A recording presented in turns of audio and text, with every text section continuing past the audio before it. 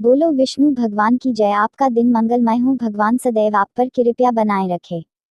पुरुषोत्तम मास महात्म्य अध्याय 13। चलो कथा सुनाते हैं। ऋषि लोग बोले, हे सूत, हे महाभाग, हे सूत, हे बोलने वालों में श्रेष्ठ, पुरुषोत्तम के सेवन से राजा दृढ़धन व शोभन राज्य, पुत्र आदि तथा पतिव्रता स्त्री को किस तरह प्राप्त किया और योगियों को भी दुर्लभ के लोक को किस तरह प्राप्त हुआ। हे तात, आपके मुख कमल से बार बार कथासार सुनने वाले हम लोगों को अमृत पान करने वालों के समान कथामृत पान से तृप्ति नहीं होती है। इस कारण से इस पुरातन इतिहास को विस्तार पूर्वक कहिए।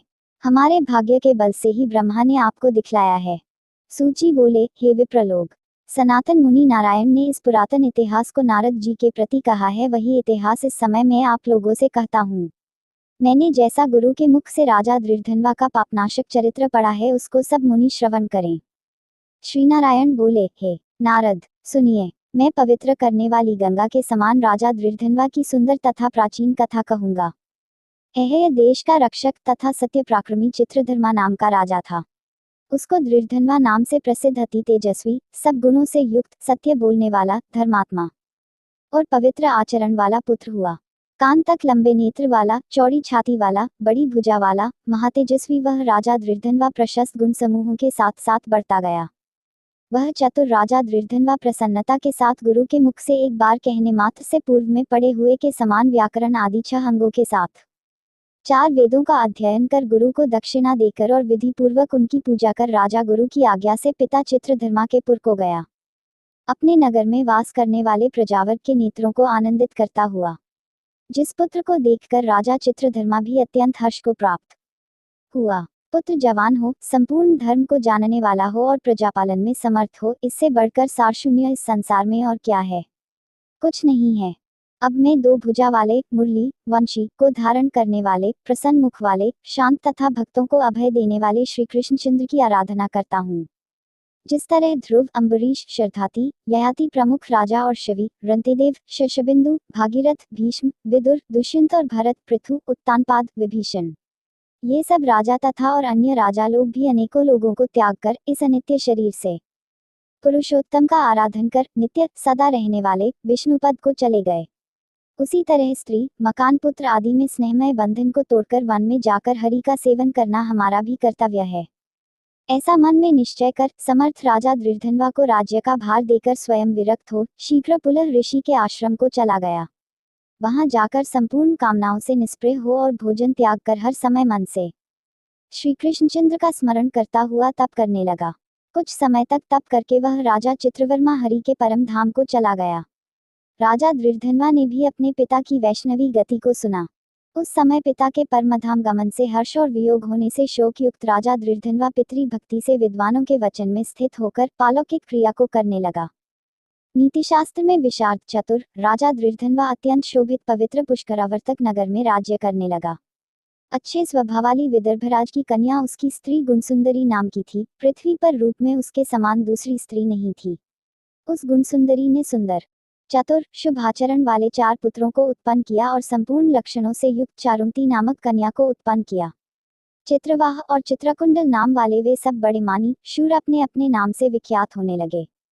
राजा दृढ़धनवा सर्वगुणी, प्रसिद्ध, शांत, दांत, दृढ़ प्रतिज्ञ, वीर, स्वभाव से सुंदर, 4 वेद और व्याकरण आदि 6 अंगों को जानने वाला, वाग्मी, धनुर्विद्या में निपुण, काम, क्रोध, लोभ, मोह, मद और मात्सर्य को जीतने वाला और शत्रु समुदाय का नाश करने वाला, क्षमा में पृथ्वी के समान, गंभीरता में समुद्र के समान, समता, सम व्यवहार में पितामह ब्रह्मा के समान, प्रसन्नता में शंकर के समान, एक पत्नी व्रत, एक ही स्त्री से विवाह करने का व्रत को करने वाले दूसरे रामचंद्र के समान, अत्यंत उग्र पराक्रमशाली दूसरे कार्तवीर्य सहस्रार्जुन के समान था। नारायण बोले, एक समय रात्रि में शयन किए हुए उस राजा दृढ़धनवा को चिंता हुई कि यह वैभव संपत्ति किस पुण्य के कारण हमें प्राप्त हुआ है। न तो मैंने तप किया, न तो दान दिया, न तो कहीं पर कुछ हवन ही किया। मैं इस भाग्योदय का कारण किससे पूछूं। इस प्रकार चिंता करते ही राजा दृढ़धनवा की रात्रि बीत गई। प्रातःकाल ब्राह्म मुहूर्त में उठकर विधिपूर्वक स्नान कर उदय को प्राप्त सूर्य नारायण का उपस्थान कर की कला की पूजा कर देवमंदिरों में जाकर देवता का पूजन कर ब्राह्मणों को दान देकर तथा नमस्कार करके घोड़े पर सवार हो गया। उसके बाद शिकार खेलने की इच्छा से शीघ्र वन को गया। वहां पर बहुत से मृग, वराह, सुअर, सिंह और गवयों, चमड़ी गाय का शिकार किया। उसी समय राजा दृढ़धनवा के बाण से घायल होकर कोई मृग बाण सहित शीघ्र एक वन से दूसरे वन को चला गया। रुधिर गिरे हुए मार्ग से राजा भी मृग के पीछे गया, परंतु मृग कहीं झाड़ी में छिप गया और राजा उस वन में उसे खोजता ही रह गया। पिपासा, प्यास से व्याकुल उस राजा ने समुद्र के समान एक तालाब को देखा। वहां जल्दी से जाकर और पानी पीकर तीर किनारे पर चला आया। वहां घनी छाया वाले एक विशाल वट वृक्ष को देखा। उस वृक्ष की जटा में घोड़े को बांधकर राजा वहीं बैठ गया। उसी समय वहां पर कोई एक परम सुंदर सुग्गा राजा को मोहित करने वाली तुलना रहित मनुष्यवाणी को बोलता हुआ आया। केवल राजा को बैठे देख उसको संबोधित करता हुआ एक ही श्लोक को बार बार पढ़ने लगा कि इस पृथ्वी पर विद्यमान अतुल सुख को देखकर तू तत्व आत्मा का चिंतन नहीं करता है तो इस संसार के पार को कैसे जाएगा। बार बार इस श्लोक को राजा दृढ़धनवा के सामने पढ़ने लगा। राजा उसके वचन को सुनकर प्रसन्न हुआ और उस पर मोहित हो गया कि इस शुक पक्षी ने दुख से जानने योग्य, सार भरे हुए नारियल फल के समान अगम्य एक ही श्लोक को बार बार पढ़ते हुए क्या कहा। क्या यह कृष्णद्वैपायन वेदव्यास के श्रेष्ठ पुत्र शुकदेव जी तो नहीं है, जो कि श्री कृष्णचंद्र के सेवक मुझको मूढ़ और संसार सागर में डूबा हुआ देखकर राजा परीक्षित के समान कृपा कर उद्धार करने की इच्छा से मेरे पास आए हैं। इस तरह चिंता करते हुए राजा दृढ़धनवा की सेना समीप आ गई।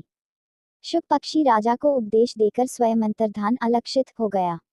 उस शुक पक्षी के वचन को स्मरण करता हुआ राजा अपने पुर में आकर बुलाने पर भी नहीं बोलता है और निद्रा रहित हो उसने भोजन को भी त्याग दिया था। तब एकांत में उसकी रानी ने आकर राजा से पूछा। गुणसुंदरी बोली, हे पुरुषों में श्रेष्ठ, यह मन में मलिनता क्यों हुई। हे भूपाल, पृथ्वी के रक्षक, उठिए उठिए, भोगों को भोगिए और वचन बोलिए। देवताओं से भी दुख से जानने योग्य उस शुक पक्षी के सत्य वचन का स्मरण करता हुआ रानी गुणसुंदरी के प्रार्थना करने पर भी राजा दृढ़धनवा कुछ नहीं बोला। पति के दुख से अत्यंत पीड़ित वह रानी भी दीर्घ श्वास लेकर अपने स्वामी की चिंता के उत्कट कारण को नहीं जान सकी। इस प्रकार चिंता में मग्न राजा का कितना ही समय बीत गया, परंतु संदेह सागर से पार करने वाला कोई भी कारण वह देख न सकी। नारद जी बोले, हे मुने, इस तरह चिंता को करते हुए पृथ्वीपति राजा दृढ़धनवा का क्या हुआ सो आप कहें। क्योंकि हे मुने, निर्मल वैष्णव चरित्र थोड़ा भी यदि सुना जाए तो पापों का नाश हो जाता है। बोलो विष्णु भगवान की जय, कान्हा जी की जय। कथा अच्छी लगी हो तो हमारे हिंदी स्टोरी चैनल को एक लाइक शेयर सब्सक्राइब जरूर करना। Bye bye, thanks for watching. अगली वीडियो में फिर मिलते हैं।